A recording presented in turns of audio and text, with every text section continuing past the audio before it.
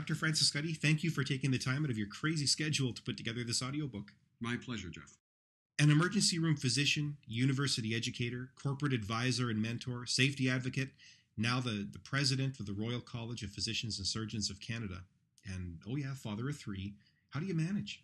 Well, I enjoy doing all those different things, and they're all challenging. And as long as the opportunities present themselves and I continue to grow and learn, I'll be blessed to be able to do them. So it's not a chore. It's an honor to be able to participate in such diverse activities.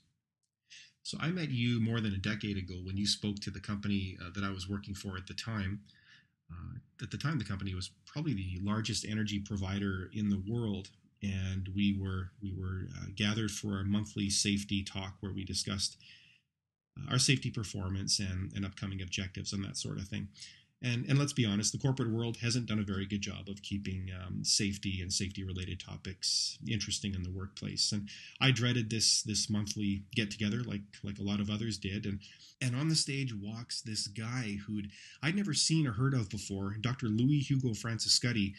And within a matter of, it must have been 60 seconds, you found a way to connect with the entire audience, whether you were an engineer, a manager, or the person that sits at the front desk answering phone calls. You found a way to connect with absolutely everybody, and it was amazing. And at the end of that talk, I approached you and I told you I wanted to work with you, and we've been working together ever since. And it's been a privilege to watch you through this last decade.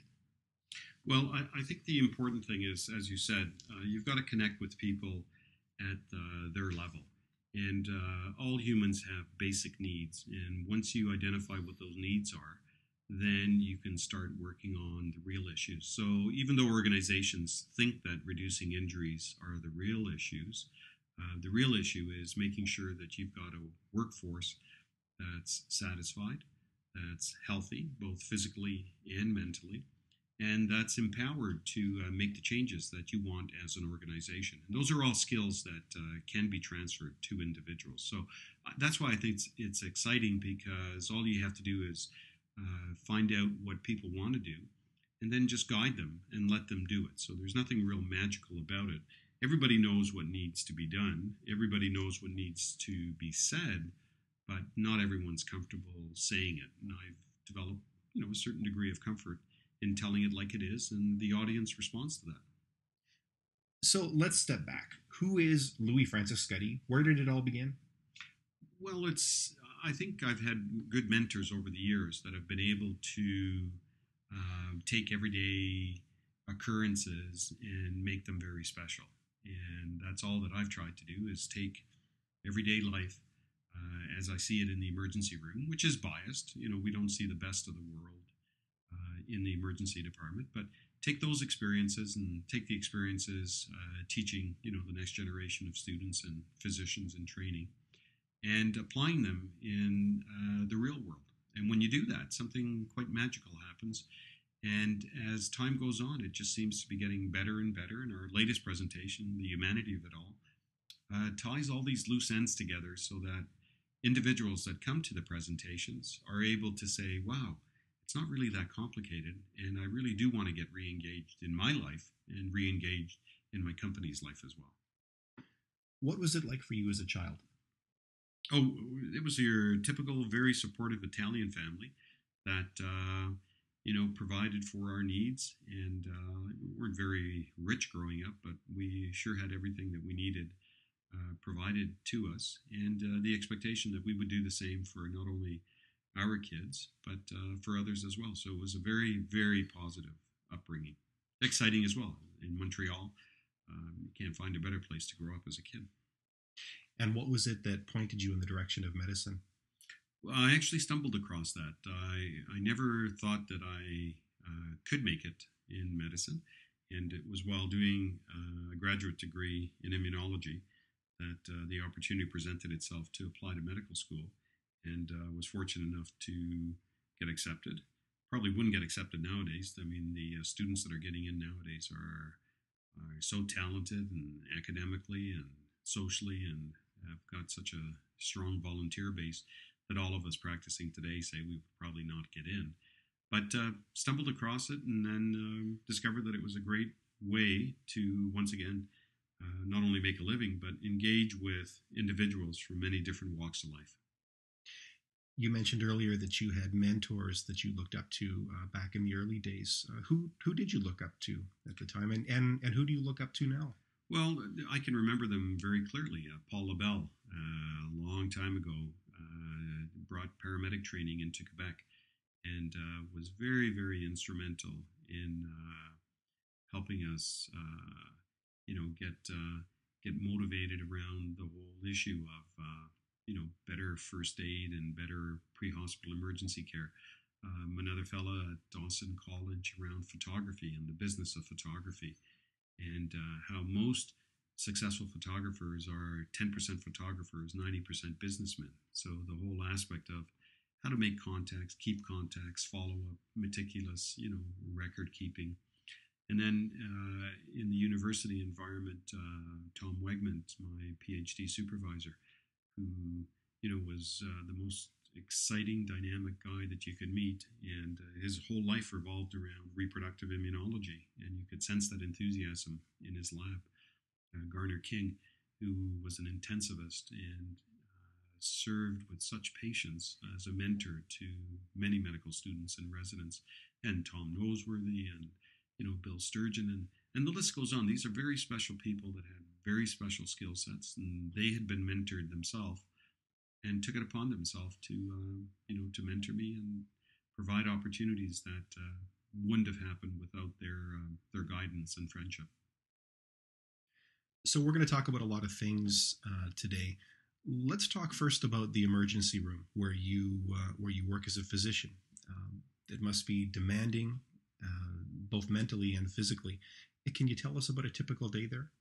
Well, I'm fortunate that as one of the senior docs, I don't have to do nights. There's a whole cadre of young docs that are doing the nights, and so the shifts are varied. You never know what's going to come through the door. You never know the intensity of it, and the drama is constantly different. So every shift has its own flavor. You always learn something new. You've got to make decisions, at the spur of the moment. The majority of the time, fortunately, you make the right decisions, but occasionally you make the wrong decisions.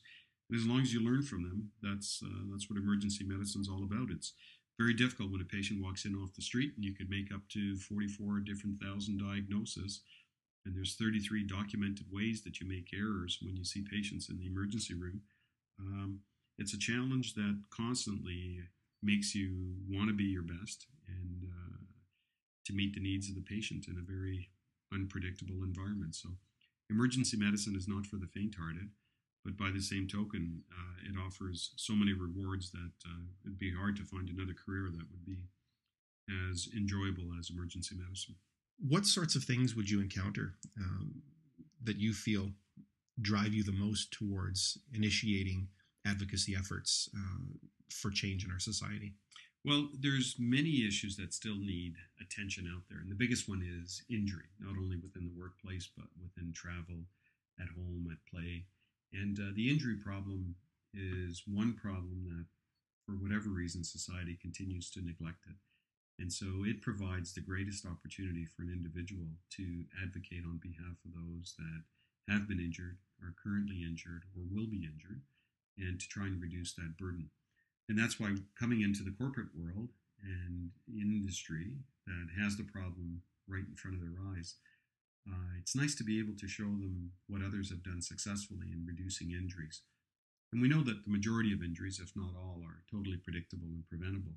And so our goal is to bring that science to safety supervisors and to managers and to vice presidents so they understand that they as well can create a very safe work environment.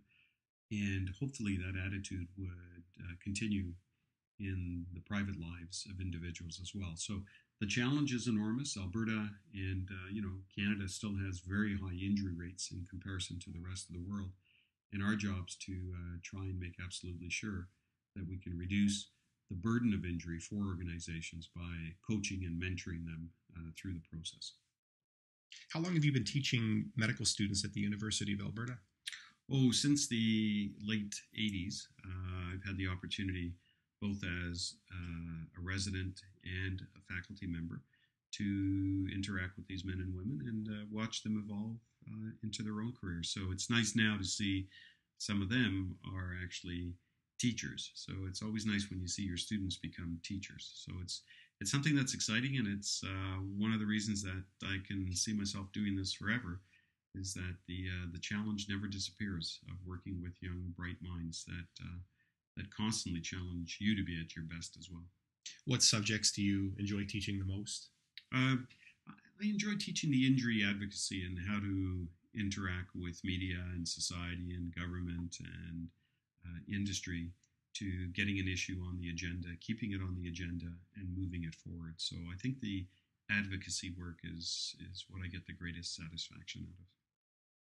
This might be a little bit off topic, Lou, but you mentor these medical students as they progress towards graduation.